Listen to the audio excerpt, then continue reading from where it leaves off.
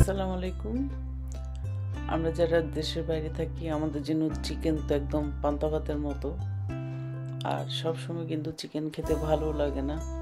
তা আমি সবসময় চাই একটু ভিন্নভাবে রান্না করতে, যেন বাচ্চারাও খায়, খেতে ভালো লাগে।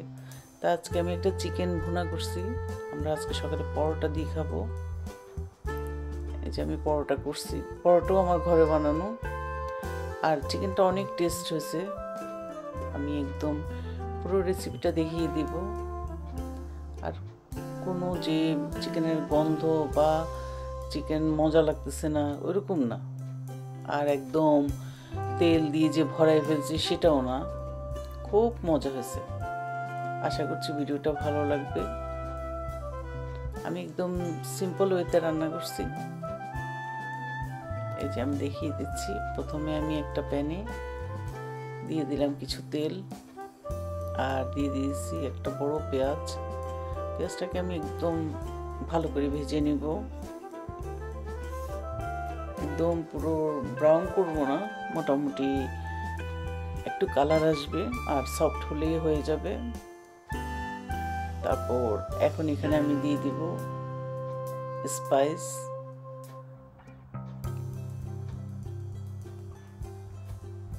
আমি গোটা স্পাইসগুলো দিয়ে দিচ্ছি। প্রথমে দিয়ে দিলাম 3টা এলাচি, 2 টুকরা দারচিনি, তারপর দিয়ে দিব 2 টুকরা তেজপাতা, দিয়ে দিব কিছু গোলমরিচ 7-8টা মতো, দিয়ে আমি সবগুলোকে ভালো করে পেঁয়াজের সাথে একদম ভেজে নিব।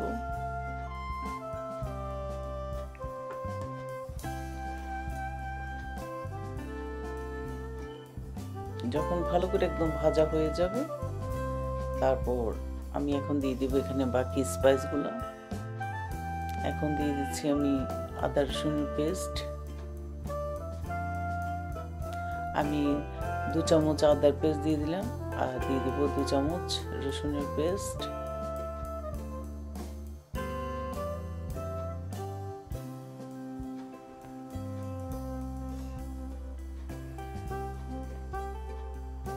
আমি পেঁয়াজের সাথে একটু মিক্স করে নিচ্ছি।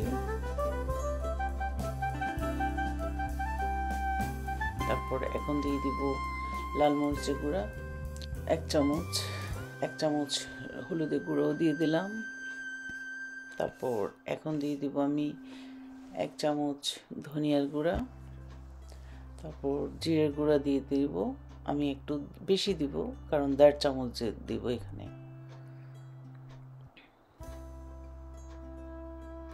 তারপর স্বাদ মতো লবণ দিয়ে দিব।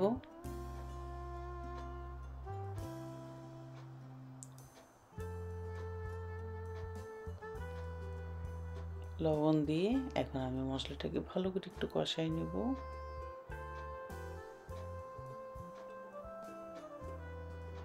আর মশলাটা কষানোর উপরেই নির্ভর করে টেস্টটা, একটু ভালো করে কষাতে হবে।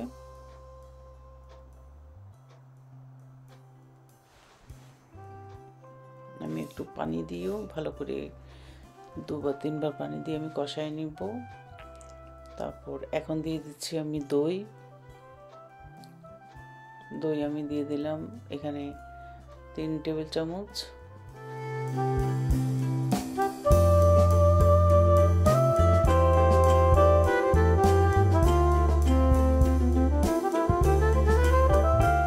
তারপর আমি আবার একটু পানি দিয়ে দিলাম।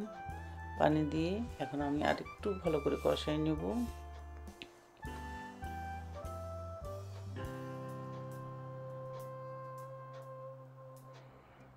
যখন খুব সুন্দরভাবে একদম তেলটা উপরে উঠে আসবে, তখন মনে করতে হবে যে আমার কষানোটা হয়ে গেছে। এখন আমি এখানে দিয়ে দিব চিকেন।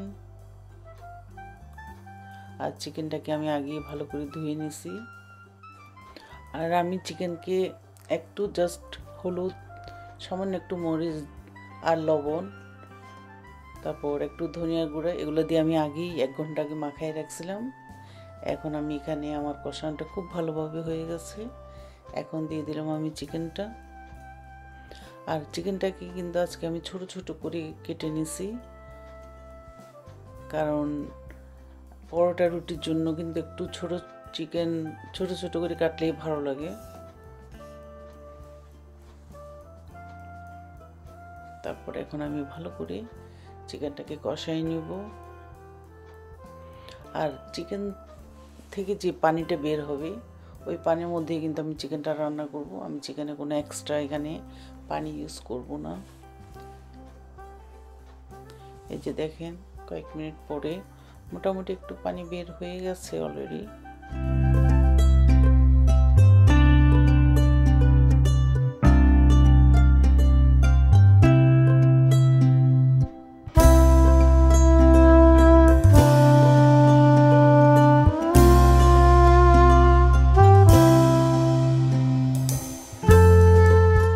চিকেন তো আমরা সাধারণত কত রকমের যে রান্না করি, চিকেনের কোরমা, চিকেনের কড়াই, কত কিছু দিই।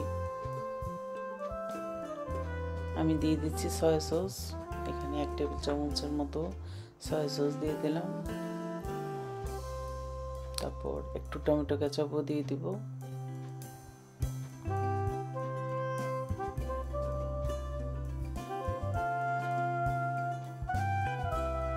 দিয়ে ভালো করে আমি নাড়াচাড়া দিয়ে বাস এখন ঢাকনা দিয়ে রান্না করব আরও প্রায় 7-8 মিনিটের মতো। এর ফাঁকে আমি দিয়ে দিচ্ছি এখন গরম মশলা। এটা আমার বানানো গরম মশলা, এখানে অনেক স্পাইস আছে, এটা দিলেই এটা স্বাদটা দ্বিগুণ হয়ে যায়। খুব ভালো, সেন্টও ভালো আর খেতেও অনেক মজা হয়।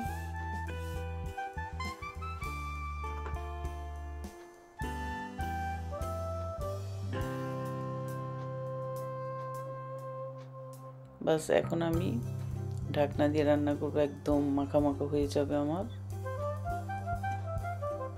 তার আগে 4টা কাঁচামরিচ দিয়ে বাস এখন আমি ঢাকনা দিয়ে দেব।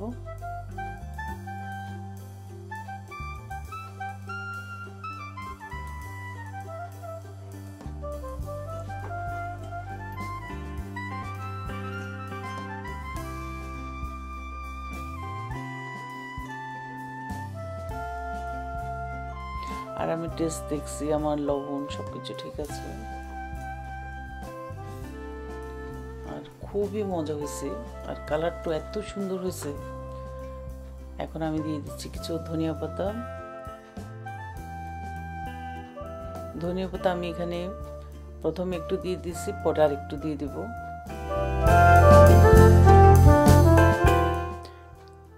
এই যে আমার চিকেনটা মোটামুটি কমপ্লিট।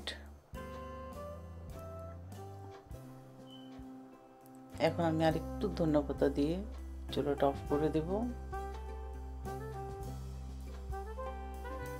আর আমি লবণ দেখছি, খুব মজা হয়েছে। এই যে আমি চুলাটা অফ করে দিয়েছি, দেখেন কি সুন্দর তেল উঠে আসছে আর কালারটা অনেক সুন্দর হয়েছে। আর খেতে তো এত মজা, আমরা মানে পরোটা দিয়ে আজকে খেয়েছি, খুব মজা হয়েছে। আপনারা অবশ্যই এভাবে করে রান্না করবেন আর আমাকে জানাবেন কেমন হলো। আশা করছি ভিডিওটা ভালো লাগবে। ভালো লাগলে অবশ্যই লাইক করবেন, শেয়ার করবেন, আমার চ্যানেলকে সাবস্ক্রাইব করবেন এবং আমার ফেসবুক পেজকে লাইক করবেন আর আমার সাথেই থাকবেন। আল্লাহ হাফিজ।